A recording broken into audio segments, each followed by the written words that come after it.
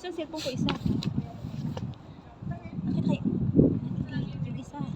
Yan na yun. Fingerprint. Fingerin mo lagi. Hindi mo yun. Pwede ito sa akin? Yeah. Dual yan, di ba? What? Pwede pala. Sabagay. Cellphone ko pala yun. Asa na? Yung... Tanong mo sa akin kanina ba? Asa na? Ang alin? Yung about sa butterfly. Kung nakakaramdam ka ba ng butterfly pag nakikita mo?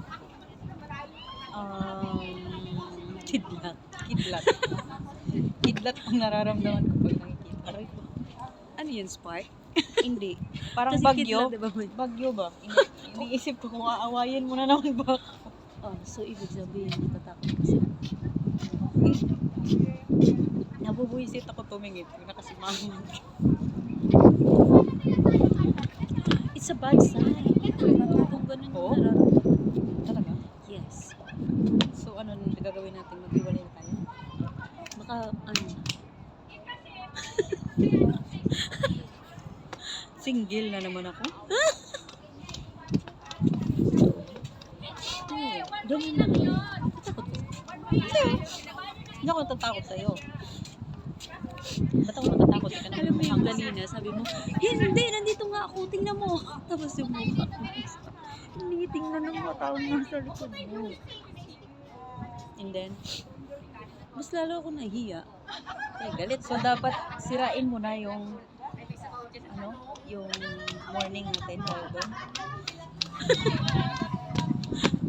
Naway na ako. Ganyan siya kaarte. Pag nag-talk kami about sa ganun talaga siguro pag parehong nire-regla. Kasi pares kami may dugo. Nadugo ko. Oo, kaya kung abnormal. Inaantay namin na umilaw daw. Doon sa tulay na yon. And hanggang ngayon walang ilaw. Oo nga. Ang dilim na eh. Wala pa rin ilaw. Alis na tayo dito. Anong ang dilim na wala pa rin ilaw? No, yung Christmas light. Sabi kasi pag binuksan nila yon, ang dami na naman ng paru-paro. Ayan nga yung purpose pa tayo nandito. Tayo yung mga paru-paro. So, ako Baka tumalsik yung sapatos ni Kuya sa amin. hindi naisip ko ba? Sampak talaga yun. Huwag naman sa ilong. Tignan mo si Kuya mag-exercise.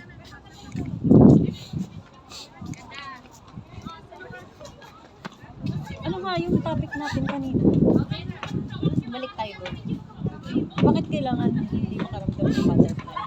Pag ba nakaramdam ng butterfly, sa karelasyon daw, sabi niya is bad sign. Yes. Ano naging bad sign? Bad sign. Paano naging bad sign? Explain mo.